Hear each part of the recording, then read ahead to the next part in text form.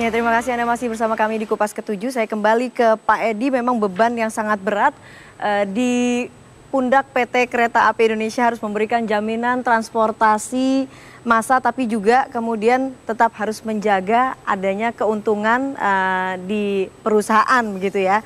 Kemudian juga masalah peremajaan juga menjadi PR. Nah, kalau kita mau runut-runut, kira-kira kalau Anda melihatnya nih, apa yang akan dilakukan ke depannya supaya nanti ujung-ujungnya nanti kita akan benar-benar mendapatkan sebuah sistem transportasi kereta api yang memang kita inginkan, nyaman, tapi juga dengan tarif yang ekonomis. Jadi gini Mbak Eva, yang pertama tadi saya klarifikasi bahwa untuk eksekutif tetap ada tarif batas atas. Jadi tidak semena-mena untuk menaikkan. Terus yang kedua, untuk program jangka cepat ini kami berencana meremajakan. Jadi armada-armada kereta api yang sudah tua itu kami satu persatu nanti akan kami ganti. Ini sudah kami programkan. Nah, soal apakah tarif itu nanti bagus atau tidak, yang pasti bahwa selama kami membuatkan atau membentuk tarif ini, acuannya adalah ke biaya operasi saja. Manakala itu nanti prediksi kami sangat terpengaruh oleh bahan bakar, misalkan bahan bakar itu di tahun kedepannya itu akan menurun, maka itu biopnya akan menurun dan tarif ekonomi atau tarif referensinya akan menjadi turun juga. Saya kira itu Mbak Eva yang perlu dicermati. Oke Pak Nusirwan, silakan. Ya, jadi tentunya kita harus tidak parsial-parsial melihat kereta api ini. Kami sangat berharap bahwa KAI mampu mempertahankan performance-nya yang selama ini sudah bagus. Ini bukan pekerjaan mudah. Jadi mohon mudah-mudahan ini persoalan tarif itu tidak membuat mundur dari sisi sistem maupun penanganan dari transport kereta api itu sendiri. Banyak sekali yang sudah diperbuat, silahkan melihat sendiri dan mungkin Pak Barmantia juga sudah merasakannya. Termasuk diantaranya sudah ada perpindahan atau kekuatan untuk mengangkutan barang. Yang selama ini juga sangat membebani jalan raya. Jadi untuk angkutan batubara dan sebagainya perencanaan itu mungkin di Pak Hermanto bisa menyampaikan. Nah, ini pergerakan ke arah kereta api tinjauannya harus dalam langkah besar. Bahwa masyarakat sudah demikian ada tumpuan ke kereta api, itu sebuah hal yang kita harus apresiasi. Yang tadinya sepertinya dulu seolah-olah kereta api ini sudah tidak ada harapan. Nah, yang kedua, bahwa berkaitan dengan PSO, kita bicara subsidi dan sebagainya, banyak aspek-aspek yang lain yang bisa dikoordinasikan dengan lintas sektor. Ambil contoh untuk bahan bakar. Adalah tidak salah apabila melalui bantuan Kementerian Perhubungan dan ESDM bagi transport publik, bahan bakarnya tentunya jangan disamakan dengan bahan bakar komersial. Tarifnya. Nah, ini adalah sebuah cara juga. Nah, jadi kan kereta api juga menggunakan bahan bakar. Kalau misalnya tarif bahan bakarnya kereta api disamakan dengan tarif komersial untuk industri, kita sudah tidak connect dengan kita bicara transport publik. Nah, siapakah yang melakukan hal ini? Tentu regulator, dalam hal ini pemerintah.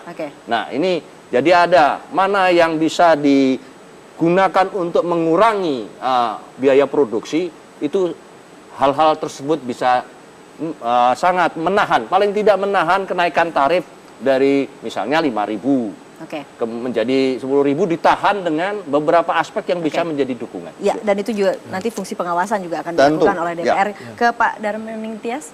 Gini, 2 minggu lalu kalau nggak salah saya membaca berita, dan itu saya kira betul beritanya, bahwa potensi keuntungan negara dari minyak yang terus turun itu diperkirakan kira-kira 286 triliun.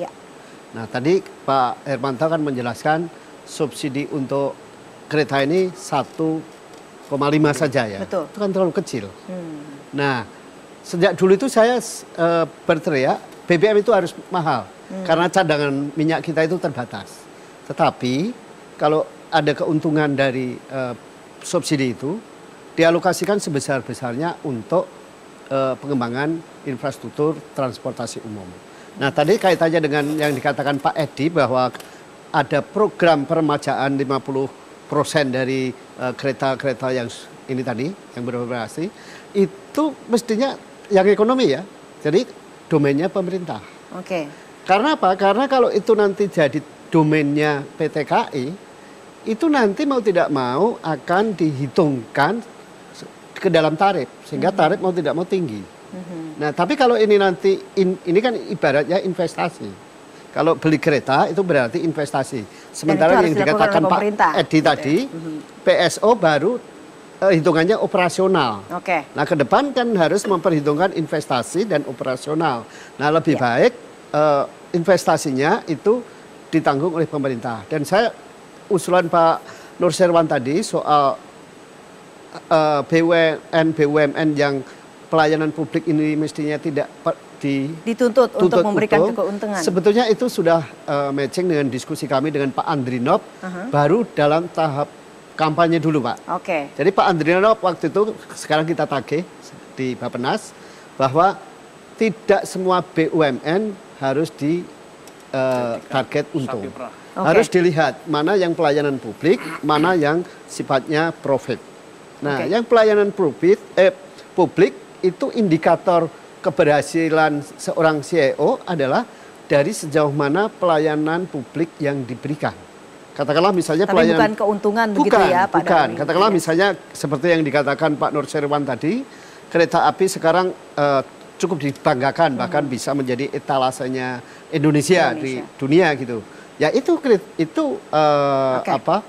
Prestasinya. Jangan dihitung berapa miliar yang dapat diberikan kepada kas negara. Oke, semoga itu tidak hanya sekedar kampanye tapi juga nanti dikonkretkan. Justru itu kita tagih, Pak. Kita tagih sama-sama. Kita tagih ke Pak Andrinov ya, sebagai. dulu kan ketika Pak Yonan masih menjadi operator, jadi dirut kereta api konkretnya, beliau sering mengeluh bahwa itu kan regulator Mas, itu kan regulator Mas, itu kan regulator. Nah sekarang beliau sudah regulator. Oleh karena itu kita dorong, kita tagih betul agar kebijakan terhadap sektor perkeretaapian betul-betul lebih ditingkatkan, diberdayakan sehingga kereta api betul-betul mengalami sebuah revolusi ya, sehingga masyarakat yang sudah bermigrasi ke kereta api bisa memenuhi harapannya dan kereta api bisa memenuhinya. Nah oleh karena itu memang menurut saya bukan hanya sekedar PSO ya, tetapi tadi biaya investasi seharusnya tidak dibebankan kepada tarif mutlak karena kalau kereta api kan padat modal, kalau biaya investasi dibebankan pada tarif itu akan sangat mahal, akan sangat tinggi sehingga seperti Mas Darmin bisa terdegradasi sehingga biaya investasi harusnya ditanggung oleh negara, sedangkan tarif hanya menutup biaya operasional. Itu yang saya lihat di beberapa negara seperti itu. Di Moskow misalnya tarifnya murah, ketika startnya kenapa? Karena biaya investasi bukan kami yang menanggung, dibangunkan negara, stasiunnya, relnya, kami hanya menanggung kos operasional saja dari tarif dan itu menjadi sangat murah. Itulah yang kemudian harus ada skema-skema finansial yang lebih berpihak untuk kereta api. Oke, tentunya kita harapkan komitmen dari semua pihak untuk memberikan transportasi yang nyaman dan juga murah bagi masyarakat ya. Kita harus hentikan di sini. Terima kasih Pak Nursyirwan, Pak Tulus, Pak Darmaning Tias, Pak Hermanto dan juga Pak Edi bergabung bersama kami dari Bandung, Jawa Barat. Dan terima kasih juga untuk Anda pemirsa yang telah setia bersama kami malam ini. Saya Eva Julianti pamit dulu, selamat malam dan sampai jumpa pekan depan.